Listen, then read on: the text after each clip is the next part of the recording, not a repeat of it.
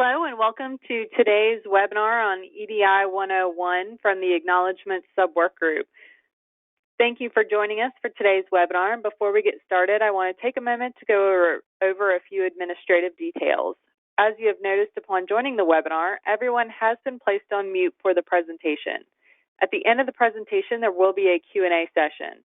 In your GoToMeeting control panel, you'll see a questions box. Please type your questions or comments into the field and hit enter. Please note that the recording of this webinar, along with the slide deck, will be emailed to all registrants. And if you'd like to go ahead and download the slide deck right now, it's in the handouts portion of your GoToWebinar control panel. But I'll be emailing all of you the link to the recorded webinar if you would like to share that with your colleagues or even watch it again. Without any further ado, I'd like to go ahead and hand it over to our first presenter, Ed Hafner. All right, thank you, Sam. Welcome to the EDI 101 webinar presented to you by the best, most exciting subwork group in WEDI, the Acknowledgement subwork group. Tara and Jessica, would you agree? Yeah, I agree. Okay, I had good. to find my mute button. Sorry about that. Good. All right. So we're going to start off with our quick disclaimer. This webinar is meant for educational purposes only and does not replace independent professional judgment. Statement of fact and opinions expressed are those by participants individually. And however, my co-presenters are pretty awesome.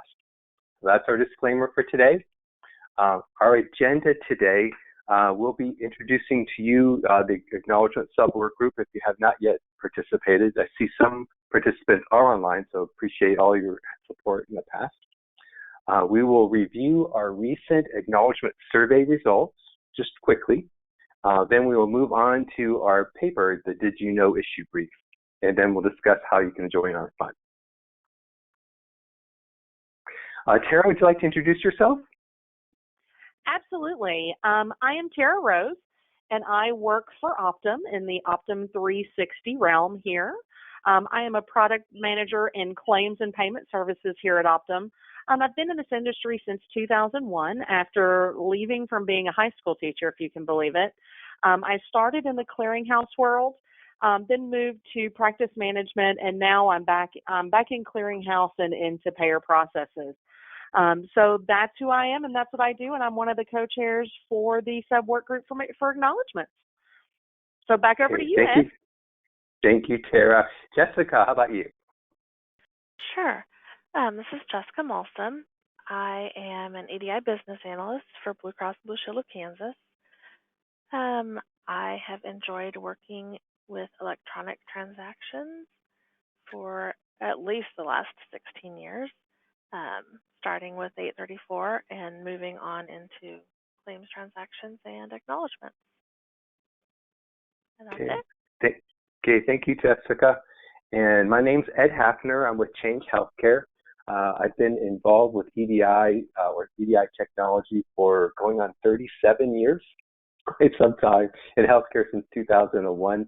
I'm a strategist with Change Healthcare, trying to bring value to health plans. And we're working on integrating with pre-adjudication platforms, comparative analytics, so other solution integrations, AI, and a bunch of other things. At the end of the day, my MO is trying to make EDI cool again. So let's move on now for our presentation. So back in fall, we had a survey. We wanted to understand, what kind of business issues and how are people using acknowledgements in our membership. We had 232 people answer, which was great. However, our very first surprise was to see how many people were not doing acknowledgements. 35% said they weren't exchanging acknowledgements, whether it be sending or receiving. So that was a bit of a shocker. So next slide, we found 82 folks of making up that 35% said again, that they weren't using it. Studying the no's, only 38% said they do not want to use this in the future at all. So we were kind of stunned by those. EDI has been around since, golly, the early 70s. Acknowledgements has been a very important part of exchanging information, particularly back in the old days when the communication lines were so stable, but also to be able to transmit whether you're able to accept or accept with errors or reject. It's been a common theme for EDI. I was a little surprised by all that. So we asked, what's preventing the usage? And of those people, only 9 people answered this question, but it was pretty enlightening. They said it's not a mandated transaction, or our vendor does not support it. We do know that there was hoping for an attachment NPRM, and acknowledgements was being planned to be included in that. So our fingers are crossed that will happen. So hopefully I'll take away that reason. We asked about what kind of acknowledgements were in use, and we found that there's some legacy 4010 type acknowledgements, particularly with the Unsolicited 277 and the 997. Of course, the ones that are in practice the most are the TA1s, the 999s, and the 277 CAs. 824s can be used with today's 5010. However, it's not part of the kind of that set. Proprietary reports were also mentioned. What we wanted to do was to focus on specifically our 2 transactions, 999 and the 277 CA, and to learn a little bit about how effective they are. So for those people that were exchanging 999s, we were pleased to see at least 70% were reporting at a detail level. Even better, 90% were actually acting on the 999 information. That's a problem in many other industries. Seems that was a very good number for us. However, some were doing it manually, which was more intended to be more of a automated sort of a thing. 79% want the 999 acknowledgement to be mandated, and we truly support that. There are some complaints about the 999 coding consistency. So that was pretty insightful studying the 999. And then moving on to the 277 CA, we really focused quite a bit on this because we heard some complaints ahead of time. So not surprising, 58% said inconsistent coding is a significant challenge with a claim acknowledgement. 43% said it's a bit confusing because they receive multiple 277 CAs for one claim, whether it be coming from different clearinghouses or from multiple places within a health plan system. 57% expressed 277 CA is not robust enough to communicate status information. I liken that to the first item as well, where there's inconsistent coding. 54% who received the 277 CA still call health plans to understand rejections. And that's probably, of all the comments that came through, that's the one that probably hurts the most, because we're supposed to be automating processing, not continually having manual responses. So that was kind of a warning flag for us as a place to focus. Speaking of warnings, 49% would like to have a warning mode on the 277 CA be official. 82% say mandating the 277 CA will help promotion. We totally agree. 79% find value in sending instructions within the 277 CA to eliminate calls. So putting in text to be able to help explain, a particular rejection would be helpful. Now, that's not necessarily purposes to try to automate the response. However, at least it would eliminate calls. And I wanted to highlight one member who pleaded, please, with capital letters, mandate the use of the 277 CA. I thought that was pretty profound. So you can see from our survey results, quite a bit of people aren't doing acknowledgements. People are utilizing them when they are being sent. However, there's some really inconsistent coding issues and a number of other issues that were expressed in the survey. So we all met at WEDI at a pre-conference, and during our session, an idea came up that said, gosh, we should go ahead and educate our community. And the best way of educating is just have simple, did you know? Did you know this about acknowledgements, and give a little explanation. And so that's what we undertook as our first official project. And I now will be turning over to Jessica that will be going through the acknowledgement issue brief. So Jessica, you're up. All right, thanks, Ed. So the first question we wanted to address was, what is the Acknowledgement Reference Model, or ARM? Through our survey, we discovered, if we hadn't already been familiar with it, some of us hadn't been, the Acknowledge Reference Model, and what it will do for you is summarize the use of the ASC X12 control structures and standards for the acknowledgement and tracking of EDI interchanges. It's not industry specific. It addresses things such as the TA1, the 997, and the 999. It will provide guidance to your organization that is implementing X12 for business processes or industries requiring acknowledgements and receipts for transactions. And you can access it at the link that we've provided on this slide. Next, Ed, please. Our next question was, what acknowledgements are currently mandated? So this is a very short answer. The 277CA, 999, and TA1 are not mandated by HIPAA today. However, CAQH core operating rules recommend using these acknowledgement transactions. Next. What is the purpose of the TA1 interchange acknowledgement?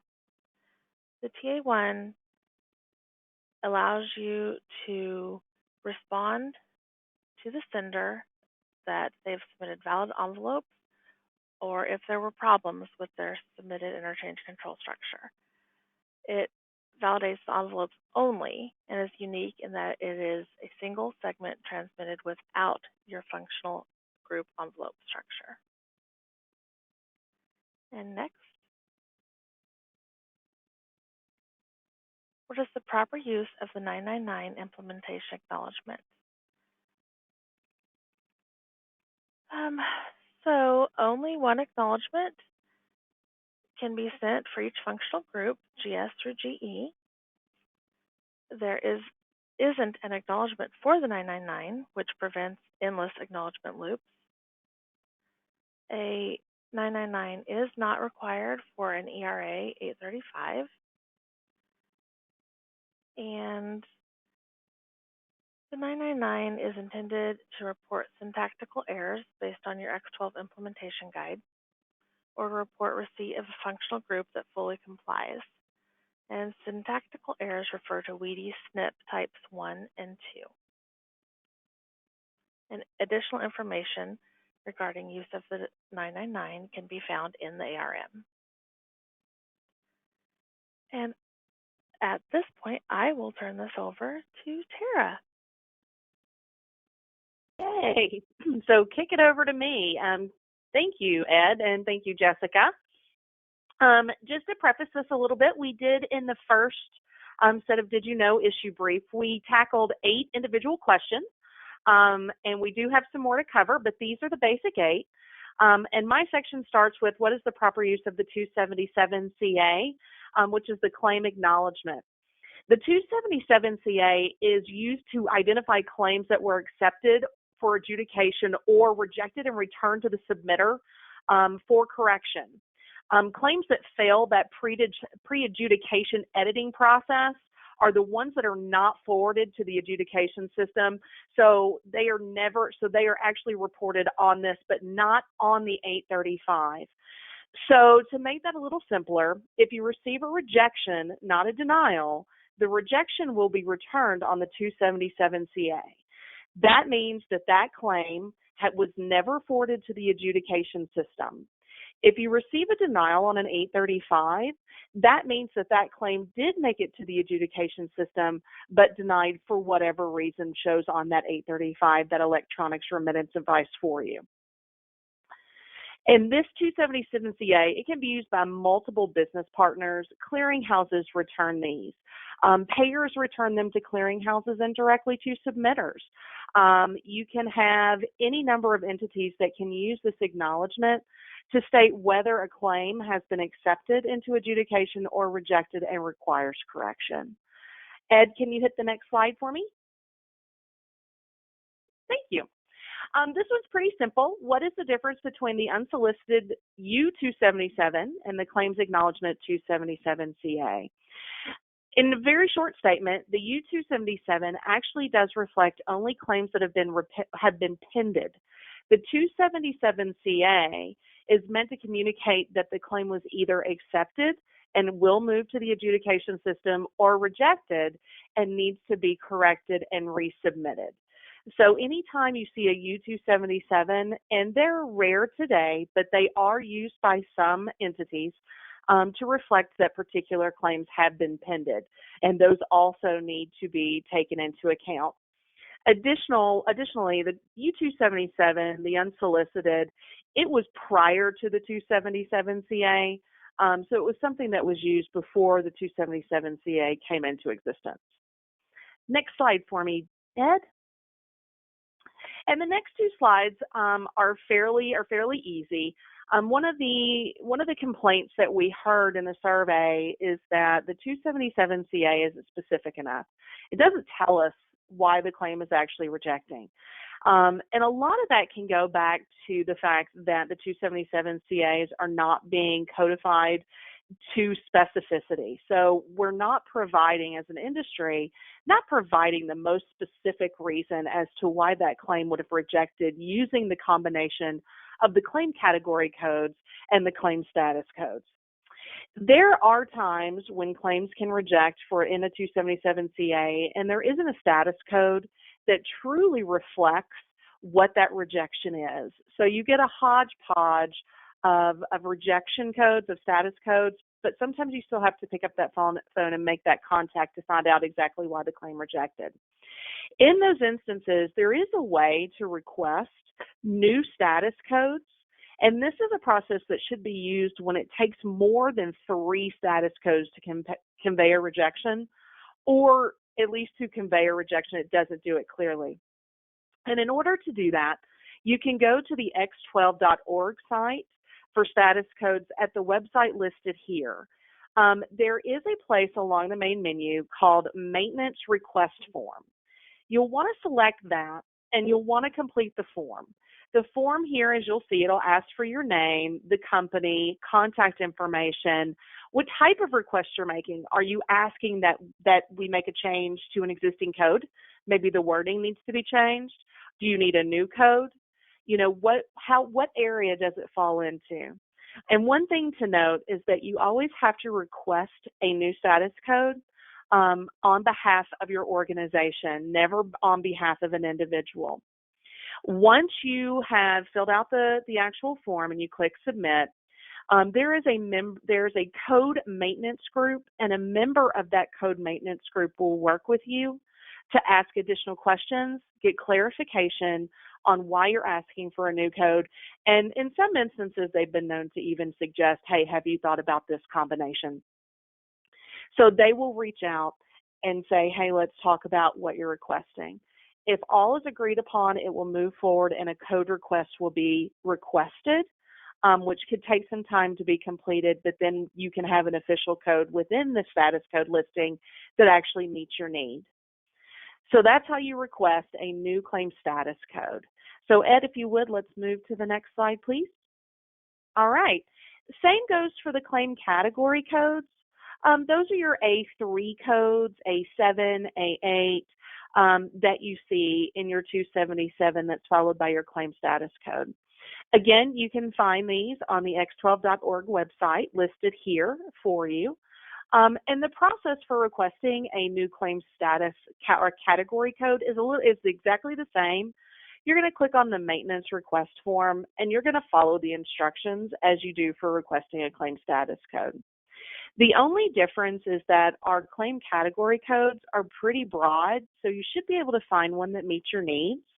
If you can't, however, you can feel free to request a code, revise a code, and again, a member of that code maintenance group will contact you and talk you through it and see if a code is actually necessary. And they will follow the process then forward if one is needed. So those are pretty easy. Just put those in your back pocket and know that if you're having trouble finding codes that actually identify why the claim rejected, you do have this opportunity to request new codes or revisions. Just remember you need to do it on behalf of your organization. And now I believe I turn it back over to Ed. You do. Thank you, Tara and Jessica. I do want to talk a little bit about the data exchange work groups. Our focus is trying to address business issues related to our transactions to be able to better the return on investment for our EDI implementations. We've have different groups for eligibility and benefits, the payment side. I'm going to leave a ton of them out. The the attachments, claims as now with encounters, and please go to this website, the www.weed.org work group resources, and join a work group. You'll be able to see our many data exchange groups. I think there's like about 12 of them, 10 or maybe between 10 to 12. So I encourage you to join multiple. You can learn all sorts of things, meet all kinds of people, and most importantly, come to our conferences. It's pretty awesome, be able to establish relationships and learn from all of our sessions. Particularly for our acknowledgement work group, we're there trying to automate the acknowledgement processing. And you can see from our survey, we've got a long ways to go. So we figure to start addressing very simple, did you know, business issues to kind of get some education out there, and then be able to then take a second issue or a version at it to be able to address some more complex issues. So if you want to join our work group, you click on my profile, then join a work group, and then subscribe to listserv, and you'll see when our meetings are at. You can see here's our listserv itself if you want to post questions to our work group. So please, we encourage you to join us, have some fun. I can tell you of all the work groups I've worked with, we have some very experienced people on our calls, and discussions are awesome. And there's a lot of history. There's a lot of how things are implemented in different different instances and different lines of business. And I'm just really pleased with all the interaction. So I think now we're ready to take any questions that you have. I think this is Tara's dog. Is that right, Tara? That is not my dog exactly. I stole that from the internet. It's Sink and Cute. Oh. But if Daisy May could listen to your questions, that's exactly what she would look like. All right, Daisy May. Thank you. All right, questions from the audience?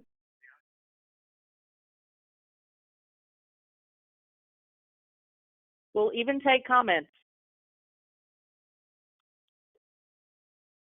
And I would suggest if you fill out the survey after this seminar, let me know how you perceive how effective the Did You Know issue brief topics are. And if you would like to see others, either send a note to one of us, or please join our work group and express it there. I know some folks have been interested on clearinghouse to clearinghouse acknowledgements, more consistency on the coding and how do we do that. So there's a lot heavier topics that we'll be addressing here in the near future. Tara or Jessica, what other topics have you heard of recently from our calls? We on our last call, we had some really good conversations around what we did for this presentation and some actual new topics. One of the ones that folks found really, really interesting and really wanted to talk about was the difference between the real-time 277, 276 and how it differs from the 277 CA. So that was pretty interesting, and I know we had talked a little bit about that. Another one was the 999 transaction and what transactions use the 999 the most. Is it claims transactions, things of that nature? And the different flavors, and this is a great one and may require its own issue brief, the different flavors of the 277 with attachments, with when to use the 277 CA versus the 277 RFI. And that's just one example, and that was a great suggestion from one of your cohorts there at Change Healthcare. Ed, that came straight from Mike Dennison. So that was a great suggestion. Okay, great. Well, thank you, Tara. Okay, if we have no right. So if those topics interested you, again, please join our work group and have some fun with us. So Sam, I think we'll turn it back over to you. Well, thank you to Ed, Jessica, and Tara for a fantastic webinar. And if any of our attendees come up with a question or have a question following the live webinar, please feel free to email me back. I'll be sending you, there will be an automated email from GoToWebinar on there. There will also be an email from me at sholvey@weedy.org. And if you have any questions or anything, or want some assistance on joining the sub work group, please don't hesitate to reply back and just let me know how I can help you. So thank you, everyone, for today's fantastic webinar, and I hope everybody has a great rest of your week. Okay, thank you, Sam. Thank you, Sam. Thanks, Jessica and Ed. Thank you.